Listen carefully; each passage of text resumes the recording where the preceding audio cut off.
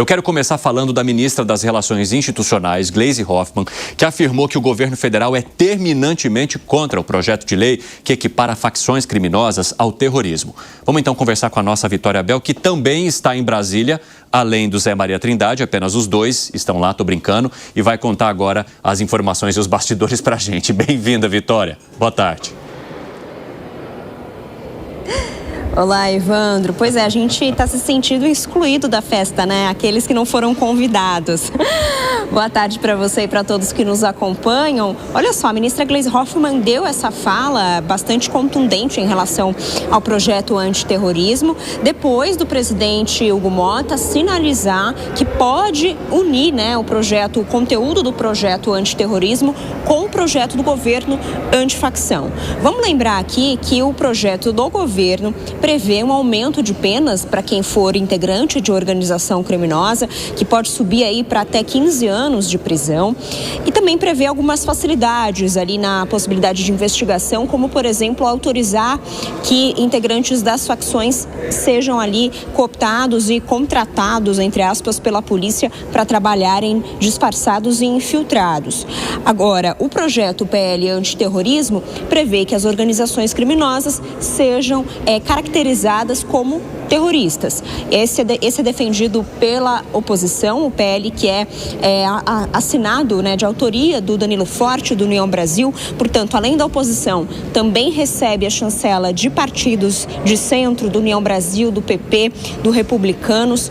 E o governo é terminantemente contra esse projeto, porque, vamos lembrar, eles avaliam, inclusive, integrantes da Polícia Federal, que caracterizar as organizações como terroristas poderia abrir uma brecha para intervenções internacionais, além também de colocar em risco a possibilidade de enquadrar como terrorista movimentos sociais, já que a caracterização de terroristas se daria pelo controle e domínio de terras, né? E vamos lembrar que o MST, por exemplo, utiliza esse domínio de terras também para conquistar espaços e ocupar terras. A ministra Gleisi Hoffmann, portanto, disse que é contra esse projeto, sinalizando que o governo pode dificultar a vida de Hugo Motta na tentativa de unir e juntar esses dois textos. Vamos ouvir um trecho. O governo é terminantemente contra, somos contra esse projeto que equipara as facções criminosas ao terrorismo. O terrorismo tem um objetivo político e ideológico, e o terrorismo, pela legislação internacional, dá guarida para que outros países possam fazer intervenção no nosso país. Nós não concordamos com isso. Nós já temos uma legislação sobre facções criminosas, mandamos agora um projeto de lei que traz bastante rigor para o combate às facções, e temos lá a PEC da segurança, que está dormitando há 6 meses quase, e que a Câmara não deu encaminhamento.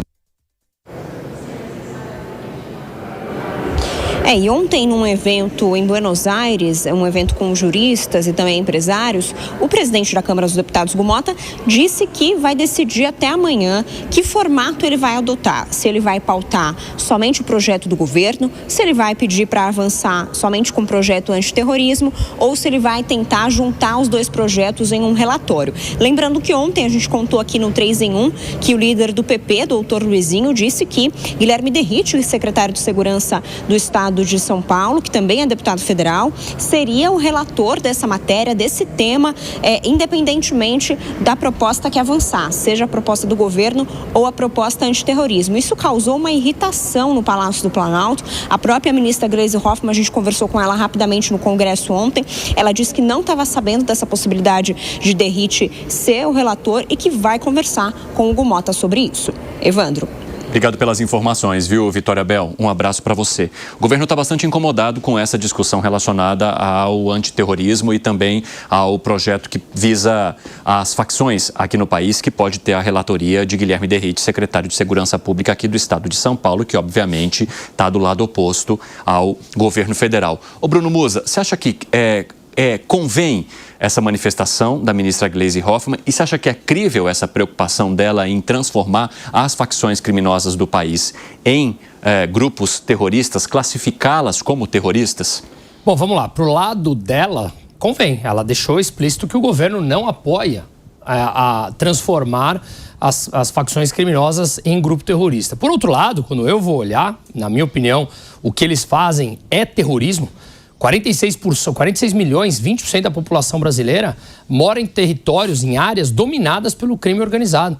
Essas pessoas subtraem o privado das pessoas, ou seja, eles são obrigados a pagar pela luz, pelo gás, pela moradia. Eu repito, no final de semana, é um vídeo impressionante que está correndo, está no YouTube.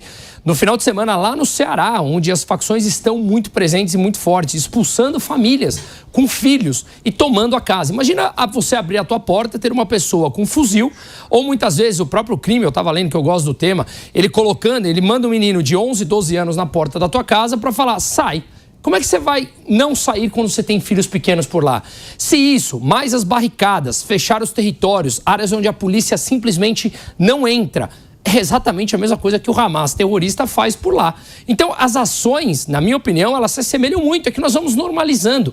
Ali uma área, porque nós estamos aqui na parte de fora. Lá na parte de dentro, aquelas pessoas que moram lá, que são as verdadeiras vítimas dessas ações orquestradas por esses terroristas, que sequestraram aquela área, chamam de sua, pegam o dinheiro das pessoas ou então mandam elas embora ou as fuzilam mesmo. Então, na minha opinião, fica muito claro que as ações delas são completamente ações terroristas. Eu quero saber de você também, se você concorda em equiparar as facções criminosas ao terrorismo. Tá rolando uma enquete lá no nosso YouTube. Participe. Sim, o impacto é o mesmo. Não, são crimes diferentes. Precisa de debate mais profundo. Dê a sua opinião para que a gente possa trazer também ao longo do nosso 3 em 1. Fábio Piperno, você concorda com a ministra Gleisi Hoffmann? Claro que nesse caso eu concordo, sim. Até porque o fundamental é se combater o crime. Não é mudar a nomenclatura, o status do grupo criminoso. O fundamental é tirar o criminoso da porta da casa das pessoas de bem. É impedir com que o criminoso coloque obstáculos à vida, na circulação dessas pessoas, que ele seja impedido de extorquir essas pessoas. Ontem, por exemplo, o secretário da Segurança do Rio de Janeiro fez um cálculo aqui pra gente de quanto, por exemplo, o GatoNet, né, o serviço ilícito de TV a cabo, que o crime obriga as pessoas a comprar, acaba gerando de recurso. É uma fortuna. Então, há que haver, sim, um endurecimento das leis, presença do poder público nessas áreas. Há necessidade de retomada dessas áreas. Isso, óbvio, que não é fácil, até porque são décadas e décadas e décadas de negligência, de jogar para a torcida, de gente que passou, por exemplo, a mão na cabeça lá de miliciano, gente que achou que era normal ter a milícia no começo, porque, puxa, a milícia, de alguma forma, ela vai fazer a proteção, deu no que deu. Gente que vai lá e acaba se associando ao jogo do bicho em eventos sociais. Então, é necessário combater isso aí. Agora, mudar o status vai agradar uma parte da torcida que tem esse fetiche aí, porque aí, nossa, vamos poder buscar ajuda externa para combater aqui, enfim, o problema. Não, tem que haver endurecimento e retomada por parte do Estado. E quanto ao DERIT, que é outra preocupação da ministra Gleisi, eu fico imaginando o seguinte, deve estar faltando problema aqui na área de segurança em São Paulo, a ponto dele se licenciar e voltar lá para Brasília. Né? Pera, como fazer isso mudando as leis? Desculpa interromper aqui, Evandro. Como mudar isso? Eu concordo, as leis no Brasil precisam ser mudadas. Nós acabamos de ver um dos cabeças importantes do Comando Vermelho sendo solto pelo Judiciário. Ou seja, as leis brasileiras são lenientes. Quando você tem o status quo que não quer a mudança da legislação, como fazer? O país, no Brasil, o crime compensa através do risco. A lei existe, a lei já existe, eventualmente já pode ser descumprida por alguém, e aí, Bruno, existe até um projeto de endurecimento de penas, um projeto antifacção. Então, já há bastante alternativas na lei para que isso seja endurecido.